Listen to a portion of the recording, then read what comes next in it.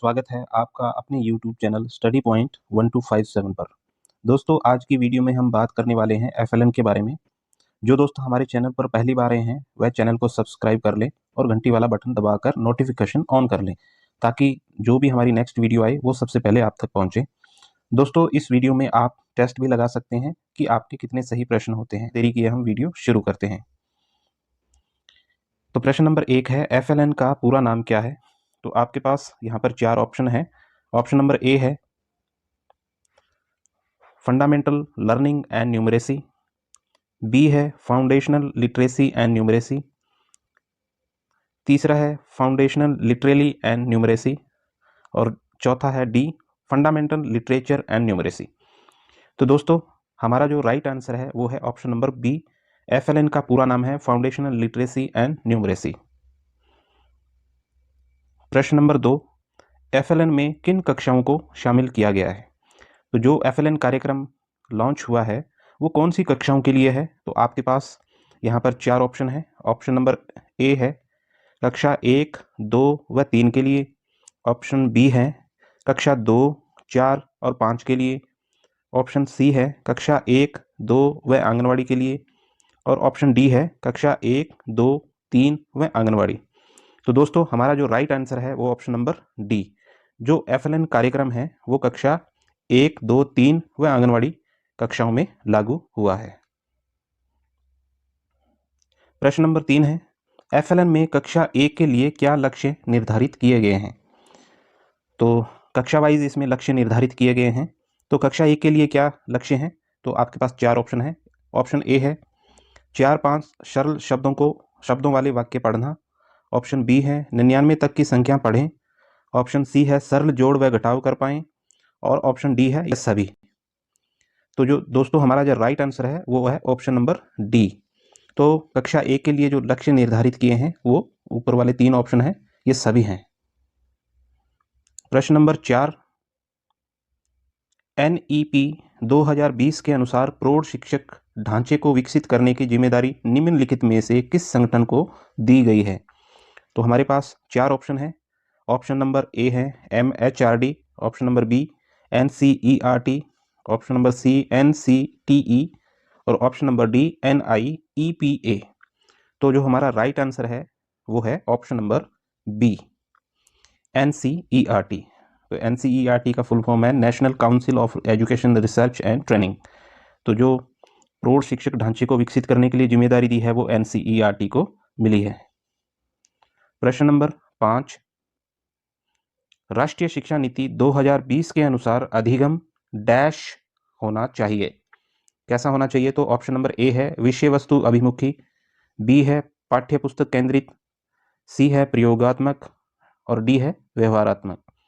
तो दोस्तों, जो हमारा राइट आंसर है वो है ऑप्शन नंबर सी प्रयोगात्मक। राष्ट्रीय शिक्षा नीति के अनुसार अधिगम प्रयोगात्मक होना चाहिए। लर्निंग जो है प्रैक्टिकल होनी चाहिए राष्ट्रीय शिक्षा नीति के अनुसार।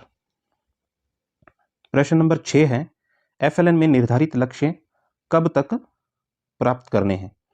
तो यहाँ पर टाइमिंग भी निर्धारित की गई है कि जो कक्षा 1 से लेकर आंगनवाड़ी से लेकर कक्षा 3 तक के जो लक्ष्य निर्धारित किए हैं उनका समय है कि ये किस समय तक आपको प्राप्त करने हैं। तो यहाँ पर ऑप्शन नंबर ए है 2022 से 23 तक, ऑप्शन नंबर बी है 2024 से 25 तक, ऑप्शन नंबर सी है 2026 से 27 तक और ऑप्शन नंबर डी है 2023 से 24 तक। तो दोस्तों, इनमें से हमारा जो राइट आंसर है वो ऑप्शन नंबर सी।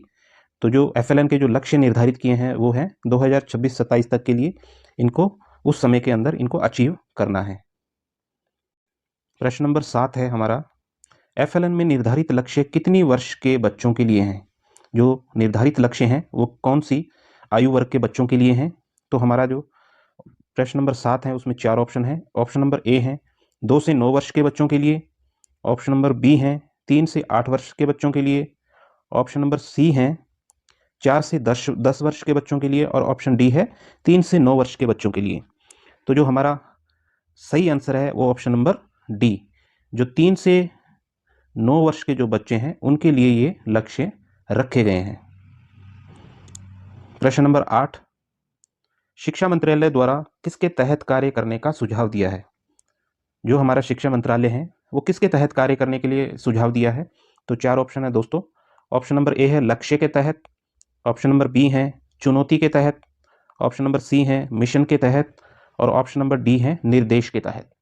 तो जो हमारा राइट आंसर है वो option number C.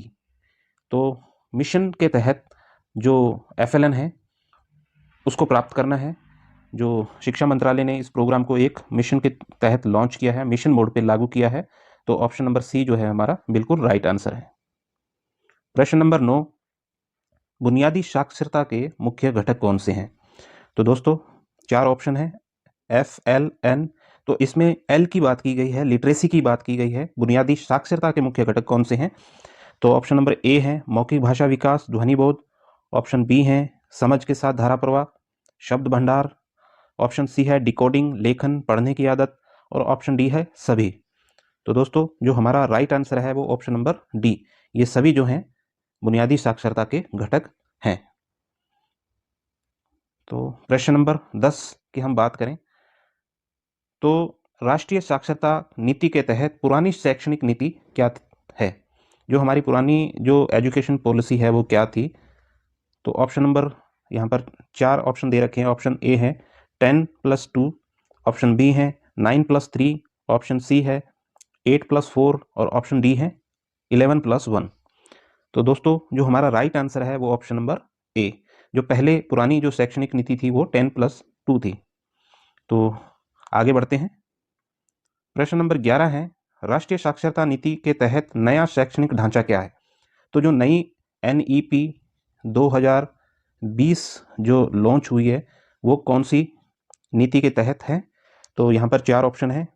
Option A है 3+3+2+7, ऑप्शन बी है 4+4+1+6, ऑप्शन सी है 5+3+3+4, और ऑप्शन डी है 4+4+3+4।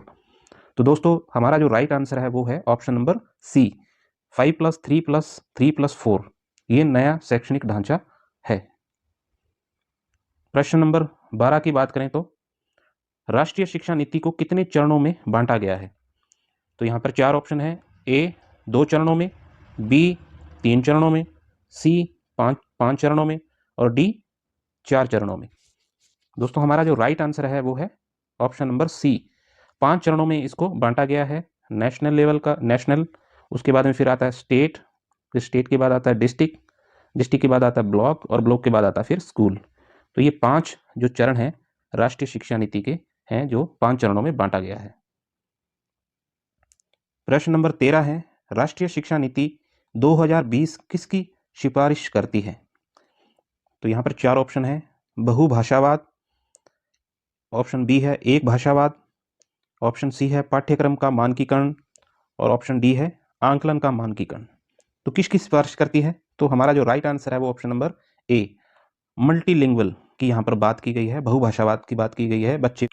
प्रश्न नंबर 14, बुनियादी संख्या ज्ञान के मुख्य घटक कौन से हैं? तो FLN में हमने पहले पढ़ा था L के बारे में, लिटरेसी के कौन से घटक हैं, और अब हम बात करेंगे न्यूमरेसी, संख्या ज्ञान के कौन कौन से घटक हैं FLN के अंतर्गत। ऑप्शन नंबर ए है प्रारंभिक गिनती अवधारणा, ऑप्शन नंबर बी मापन, संख्या और संख्या संबंधी कार्य, ऑप्शन सी है आकार और स्थानिक समझ, ऑप्शन डी है डेटा का रखरखाव, गणितीय संप्रेषण, और ऑप्शन ई है सभी। तो दोस्तों जो हमारा राइट आंसर है वो है ऑप्शन नंबर ई, सभी। तो ये सारे जो है न्यूमरेसी के घटक हैं। प्रश्न नंबर हम 15 की बात करें तो FLN में बाल वाटिका के लिए क्या लक्ष्य निर्धारित किए गए हैं? तो हमने पहले भी बात करी थी कि ये जो FLN है आंगनवाड़ी से लेकर कक्षा 3 तक ये कक्षाएं हैं। तो इसमें बाल वाटिका जो है आंगनवाड़ी में लगती हैं। इसमें 2 साल आंगनवाड़ी और 1 साल बाल वाटिका का रखा गया है। तो इसमें बाल वाटिका के लिए क्या लक्ष्य हैं? ऑप्शन नंबर ए है कम से कम 2 से 3 अक्षर वाले शब्द को पढ़ पाना, ऑप्शन बी है 10 तक की संख्या पढ़ें व लिखें, ऑप्शन सी है घटनाओं की संख्याओं, वस्तुओं, आकृतियों को एक क्रम में व्यवस्थित करना, ऑप्शन डी है ये सभी। तो इसका राइट आंसर है वो है ऑप्शन नंबर डी, ये सभी। प्रश्न नंबर 16 की हम बात करें तो स्कूली शिक्षा के विभिन्न चरणों में सेवारत शिक्षक प्रशिक्षण की चुनौतियों को ध्यान में रखते हुए NCERT ने शिक्षक प्रशिक्षण कार्यक्रम तैयार किया है, उसे क्या कहते हैं? तो NCERT ने एक टीचर ट्रेनिंग मॉड्यूल तैयार किया है उसको हम क्या कहते हैं? 4 ऑप्शन है। ऑप्शन ए है शिक्षक संदर्शिका, 2 है, बी है FLN, ऑप्शन नंबर सी है निष्ठा और ऑप्शन नंबर डी है सभी। तो हमारा जो राइट आंसर है वो है ऑप्शन नंबर सी। निष्ठा एक टीचिंग मॉड्यूल जो है वो NCERT ने लॉन्च किया है, तैयार किया है। इसके माध्यम से शिक्षक जो है FLN की तैयारी आसानी से कर सकते हैं। प्रश्न नंबर 17, FLN को सफल बनाने के लिए किसका सहयोग आवश्यक है? तो यहाँ पर 4 ऑप्शन है। शिक्षक, बी है अभिभावकों का, सी है सहयोगी संस्थाओं का और डी है ये सभी। तो हमारा जो राइट आंसर है ऑप्शन नंबर डी। FLN को सफल बनाने के लिए इन सभी का सहयोग जरूरी है, तभी जाकर FLN एक सफल हो पाएगा। प्रश्न नंबर 18, 3 से 9 वर्ष आयु वर्ग के बच्चों के लिए निपुण भारत में विकासात्मक लक्ष्य क्या है? तो लक्ष्य जो है विकासात्मक वो क्या है? ऑप्शन नंबर ए है बच्चे अच्छे स्वास्थ्य एवं विकास को प्राप्त कर सकें, बी है बच्चे प्रभावी संवाद स्थापित करने में निपुण बने, ऑप्शन डी है बच्चे अपने वातावरण से जुड़ते हुए सीखने की प्रक्रिया में शामिल हों, ऑप्शन डी है ये सभी। तो राइट आंसर है वो ऑप्शन डी, ये सभी जो हैं विकासात्मक लक्ष्य हैं और 3 से 9 वर्ष के बच्चों के लिए ये रखे गए हैं। प्रश्न नंबर 19, FLN में कक्षा 3 के लिए क्या लक्ष्य निर्धारित किए हैं? तो यहाँ पर 4 ऑप्शन है। ऑप्शन ए है उचित गति धारा प्रवाह पठन एवं अर्थ के साथ पढ़ना, ऑप्शन बी है 9,999 तक की संख्या पढ़े व लिखे, ऑप्शन सी है सरल गुणन समस्याओं को हल करना और ऑप्शन डी सभी। तो राइट आंसर है वो है ऑप्शन नंबर डी, ये सभी। कक्षा 3 के लिए जो FLN के लिए लक्ष्य हैं वो ये सभी हैं। प्रश्न नंबर 20, FLN में कक्षा 2 के लिए क्या लक्ष्य निर्धारित किए हैं? तो ऑप्शन ए उचित गति धारा प्रवाह पठन, ऑप्शन बी 99 से 999 तक की संख्या पढ़े व लिखें, ऑप्शन सी है 99 तक की संख्याएं घटाएं, ऑप्शन डी ये सभी। तो कक्षा 2 के लिए जो लक्ष्य हैं वो ये सभी हैं। हमारा जो राइट आंसर है वो ऑप्शन डी। प्रश्न नंबर है 21, राष्ट्रीय शिक्षा नीति 2020 के अनुसार अधिगम डैश होना चाहिए। तो अधिगम कैसा होना चाहिए? ऑप्शन नंबर ए प्रयोगात्मक, बी पाठ्यपुस्तक केंद्रित, सी विषय वस्तु अभिमुखी, डी व्यवहारात्मक। तो जो हमारा राइट आंसर है वो है प्रयोगात्मक। अधिगम लर्निंग प्रैक्टिकल होनी चाहिए। प्रश्न नंबर 22, राष्ट्रीय शिक्षा नीति 2020 किस पर बल देती है? किस पर बल देती है? ऑप्शन नंबर ए परीक्षा के लिए पढ़ना, ऑप्शन नंबर बी वैचारिक समझ, ऑप्शन नंबर सी स्मरण आधारित शिक्षा, ऑप्शन नंबर डी अभ्यास और ड्रिल। तो इसमें राइट आंसर है ऑप्शन नंबर बी वैचारिक शिक्षा। तो दोस्तों ये थे हमारे आज के 22 प्रश्न। उम्मीद करता हूँ वीडियो आपको अच्छी लगी है। अगर वीडियो अच्छी लगी है तो उसको लाइक करें, चैनल को सब्सक्राइब करें और अपने दोस्तों के साथ भी इसको शेयर करें।